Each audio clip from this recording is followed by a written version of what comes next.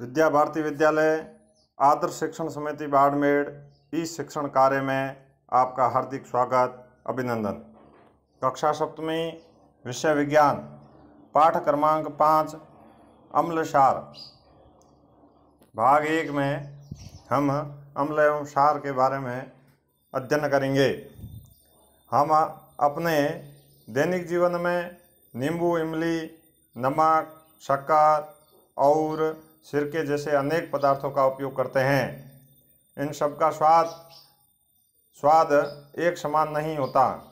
इनमें कुछ पदार्थ खट्टे होते हैं, कुछ कड़वे, कुछ नमकीन होते हैं। अम्ल एवं क्षार: दही, नींबू का रस, संतरे का रस, सिरके का स्वाद खट्टा होता है। इन पदार्थों का खट्टा स्वाद इसलिए होता है क्योंकि इसमें अम्ल होता है। ऐसे पदार्थ जिनका स्वाद खट्टा होता है, खट्टा होने का कारण है कि उनके अंदर अम्ल होता है। ऐसे पदार्थ जिनकी रासायनिक प्रकृति अम्लीय है, इन पदार्थों में पाए जाने वाला प्राकृतिक अम्ल होता है। ये जो पदार्थ हैं, नींबू है, दही है, संतरा है, सिरका है, इनका स्वाद खट्टा है क्योंकि इनके अंदर अम्ल है। और अम्ल कौन सा है? प्राकृतिक अम्ल है। खाने के सोडा, जिसको बेकिंग सोडा कहते हैं, इनका स्वाद खट्टा नहीं होता है। इसका मतलब इसमें अम्ल नहीं होता है, इसका स्वाद कड़वा होता है। तो जिनका स्वाद कड़वा होता है उनके अंदर क्षार पाया जाता है। और ये क्षार जो हैं वो साबुन के जैसे यूँ चिकने होते हैं। इनकी प्रकृति क्षारीय होती है। सभी पदार्थों को चख कर इनकी प्रकृति का पता नहीं कर सकते। कुछ ऐसे पदार्थ होते हैं जिनकी अम्लता, क्षारीयता ज़्यादा होती है, तो वो चखने पर अपन को हानि पहुंचा सकते हैं। इसलिए सभी पदार्थों को चख कर अपन उनकी प्रकृति का पता नहीं लगा सकते। तो उसके लिए कुछ परीक्षण आते हैं। परीक्षण के आधार पर अपन उनकी प्रकृति का पता लगा सकते हैं। इनका परीक्षण करने के लिए विशेष प्रकार के पदार्थों का उपयोग किया जाता है, जिनको सूचक कहते हैं।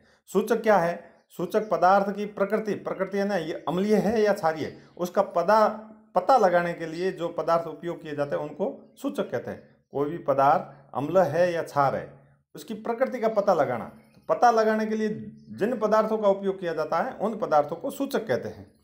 सूचकों को जब अम्ल अथवा क्षार पदार्थ युक्त विलयन में मिलाया जाता है तो इनका रंग बदल जाता है।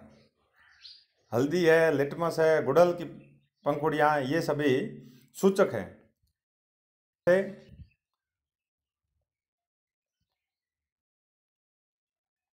ये कुछ अम्ल की सारणी दे रखी है, इसको भी अच्छी प्रकार से याद करना और अपनी अभ्यास पुस्तिका में लिखना। जैसे अम्ल का नाम एसिटिक अम्ल, इसमें कौन सा अम्ल पाया जाता है? सिरका। फार्मिक अम्ल चींटी के डंक में पाया जाता है ना, किस में पाया जाता है?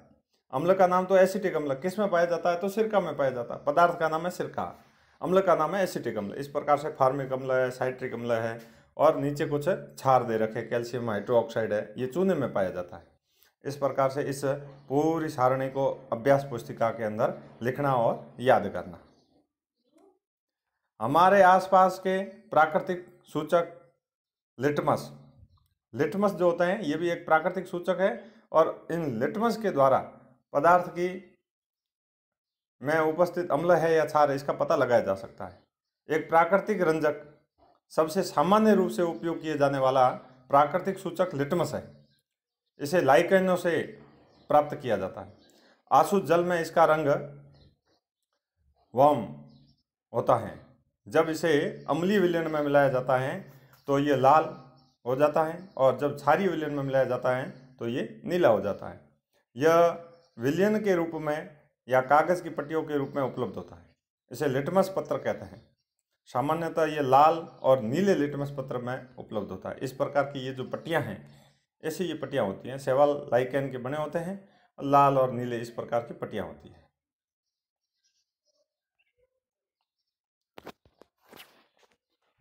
प्लास्टिक की किसी प्याले, कटोरे या परख नली में नींबू का रस ले लेते हैं और ड्रॉप की सहायता से उसको एक नीले लिटमस पत्र के ऊपर डालते हैं तो उसका रंग लाल हो जाता है।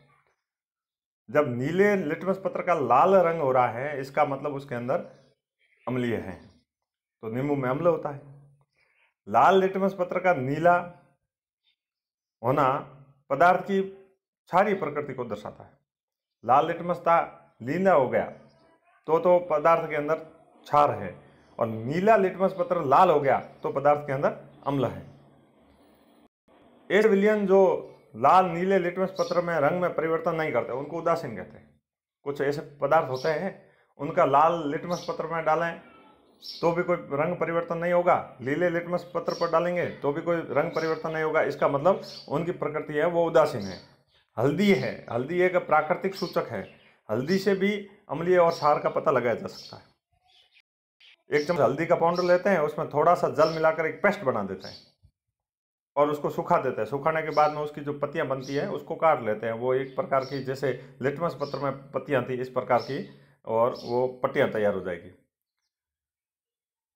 और फिर इसका उपयोग है जो सूचक के रूप में किया जाता है। हल्दी के रंग पर एसिड का कोई प्रभाव नहीं पड़ता है, अम्ल का कोई प्रभाव नहीं पड़ता, लेकिन क्षार में हल्दी के रंग क्या हो जाता है, पीला हो जाता है। पीला रंग को बदलकर भूरा लाल रंग में बदल देती है। जैसे कपड़े पर हल्दी का पीला रंग लग जाता है और उसे साबुन से धोकर उसका रंग जो है बदलकर रेडिशन ब्राउन हो जाता है, क्योंकि साबुन में जो क्षार था तो हल्दी के पीले रंग को बदलकर रेडिशन ब्राउन कर दिया। अम्ल सूचक क्षार गुड़ल पत्ती का सूचक के रूप में प्रयोग। गुड़हल की जो पंखुड़ियां होती है पुष्प की, वो भी एक सूचक के रूप में काम आ सकती है। तो ये अम्लीय विलयन में गुलाबी, क्षारीय विलयन में हरा रंग देती है। तो ये कुछ प्राकृतिक सूचक थे। अम्ल और क्षार, अम्ल की प्रकृति कैसी होती है, स्वाद कैसा होता है, क्षार की प्रकृति कैसी होती है, स्वाद कैसा होता है, और प्राकृतिक सूचक, इनके बारे में अपन ने अध्ययन किया। 3 अभ्यास प्रश्न हैं जो अपनी अभ्यास पुस्तिका में करने हैं। अम्ल एवं क्षार स्वाद में कैसे होते हैं, नीले लिटमस पत्र का लाल लिटमस पत्र में परिवर्तन होना क्या दर्शाता है, नीला लिटमस था लाल हो गया, इसका मतलब उसके ऊपर कौन सा पदार्थ डाला गया, कपड़े पर सब्जी गिरने पर धोने पर उसका पीला रंग क्यों प्राप्त होता है। ये प्रश्न जो है वो अपनी अभ्यास पुस्तिका में करना है।